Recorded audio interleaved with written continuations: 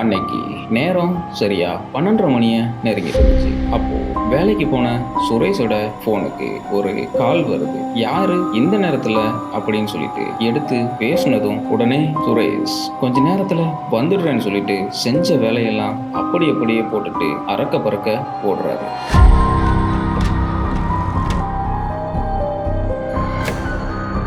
செஞ்ச வேலையெல்லாம் விட்டுட்டு அப்படி அவசரமா ஓடி போய் பார்த்த அவருக்கு அவரோட மனைவி கதறி அழுதுட்டு வந்திருக்காங்க. இப்போ அதை பார்த்த அவரு ஒரு செகண்ட் உடஞ்சி போய் அப்படியே சுக்குநூற ஆயிடுறாரு. இப்போ உடனே ஹாஸ்பிட்டல் போன அவங்களுக்கு அதை செக் பண்ண டாக்டர், சாரி எங்களால காப்பாற்ற முடியல, கொஞ்ச நேரத்துக்கு முன்னாடி வந்திருக்கலாம் அப்படின்னு சொல்றாங்க. அப்படி அன்னைக்கு அங்க என்னதான் நடந்துச்சு வாங்க இன்னைக்கு வீடியோல பார்க்கலாம். Hello meteor DST. இன்னைக்கு ஒரு உண்மை சம்பவத்துடன் நான் உங்கள்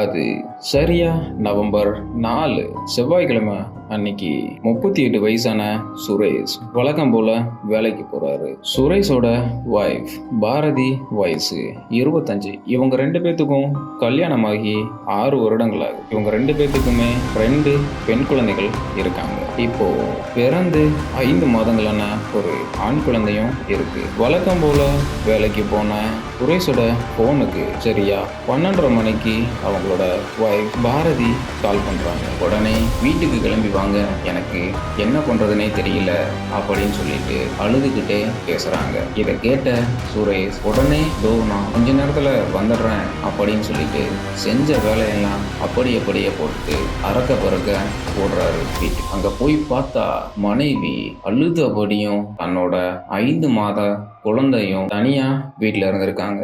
அவரோட மனைவி கிட்ட போய் என்னாச்சு ஏதாச்சுன்னு கேட்கும்போது குழந்தைக்கு பால் கொடுக்கும் போது உரையேறிடுச்சு, அதுக்கப்புறம் குழந்தை கொஞ்ச நேரமாவே பேச்சு மூச்சு இல்லாம இருக்கு, எனக்கு என்னாச்சுன்னே தெரியல, எனக்கு பயமா இருக்கு அப்படின்னு சொல்லி அழுதுகிட்டே சொல்றாங்க. இதை கேட்ட சுரேஷ் பதறி போய் என்ன பண்றதுன்னு தெரியாம உடனே அந்த குழந்தைய தூக்கிக்கிட்டு பக்கத்துல இருந்த ஹாஸ்பிட்டலுக்கு போறாங்க. அப்படி அந்த ஹாஸ்பிட்டலுக்கு போன அவங்களுக்கு அந்த டாக்டர் சொன்ன அதிர்ச்சியான நியூஸ் என்னன்னா குழந்தை வர்ற வழியிலேயே இறந்துட்டாங்க சொல்றாரு. அப்படி டெத் ஆனது ஏதாச்சும் உள்நோக்கம் இருக்குமா அப்படின்னு சொல்லிட்டு நியர்பைல இருக்க போலீஸ் ஸ்டேஷன் இன்வெஸ்டிகேட் பண்றாங்க.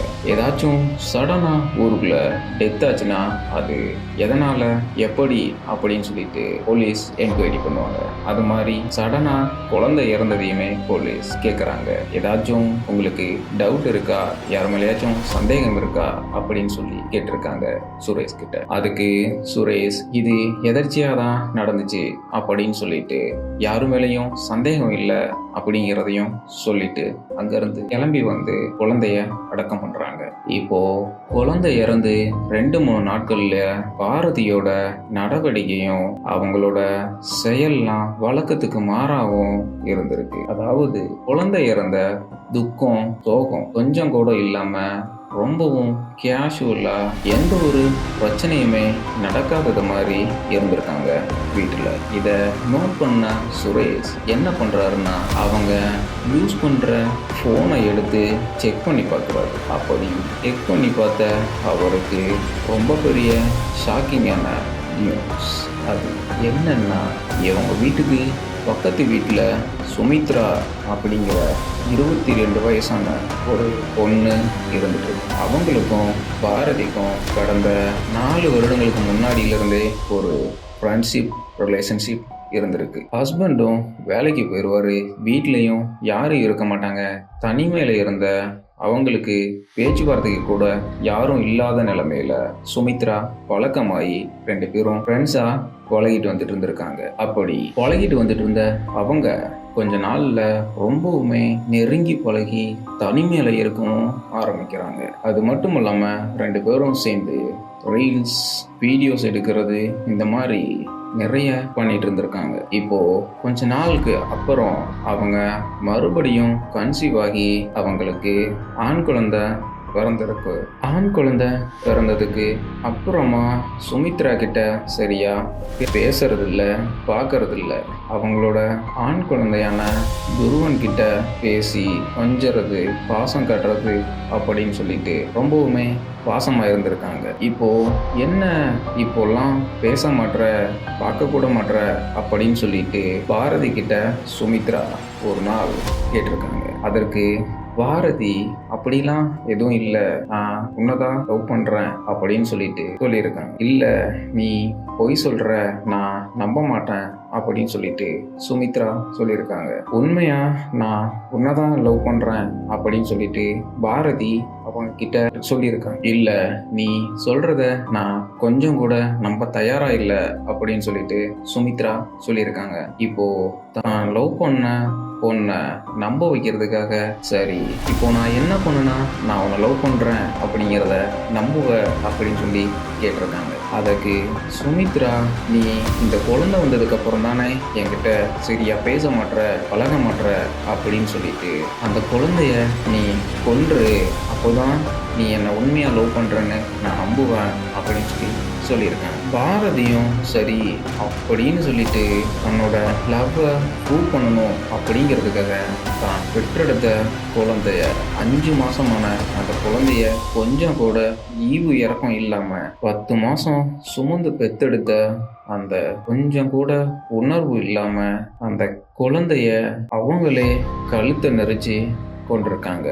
இத தெரியக்கூடாதுன்னு ஒரு நாடகமும் ஆடி இருக்காங்க. இப்போ இந்த விஷயம் எல்லாத்தையுமே சுரேஷ் பாரதியோட ஃபோன்ல இருந்த வாட்ஸ்அப் சேட், அது மட்டும் இல்லாம அவங்க தனிமையில இருந்த வீடியோஸ் எல்லாத்தையுமே பார்த்து இது திட்டமிட்டு பண்ண கொலை அப்படின்னு சொல்லிட்டு கன்ஃபார்ம் பண்றாரு. இப்போ உடனே அவங்க மனைவி கிட்ட கூப்பிட்டு இதெல்லாம் உண்மைதானா அப்படின்னு சொல்லி கேட்டிருக்காரு. அப்படி கேட்கும்போது ஃபர்ஸ்ட் சொல்றதுக்கு தயக்கமா இருந்த பாரதியோட ஹஸ்பண்ட் சுரேஷ் அவர் இருந்த கோபமும் ஆத்திரத்தையும் பார்த்து ரொம்பவுமே பயந்து போய் ஆமா அதை நான் தான் பண்ணினேன் அப்படின்னு சொல்லிட்டு உண்மையை ஒத்துக்கிறாங்க. ரொம்பவுமே ஆத்திரம் அடைஞ்சு என்ன பண்றதுன்னு தெரியாத சுரேஷ் அளவு கடந்த கோபத்தை கட்டுப்படுத்திக்கிட்டு உடனே போலீஸ் ஸ்டேஷன்ல போய் கம்ப்ளைண்ட் பண்றாரு. கேளமங்கலம்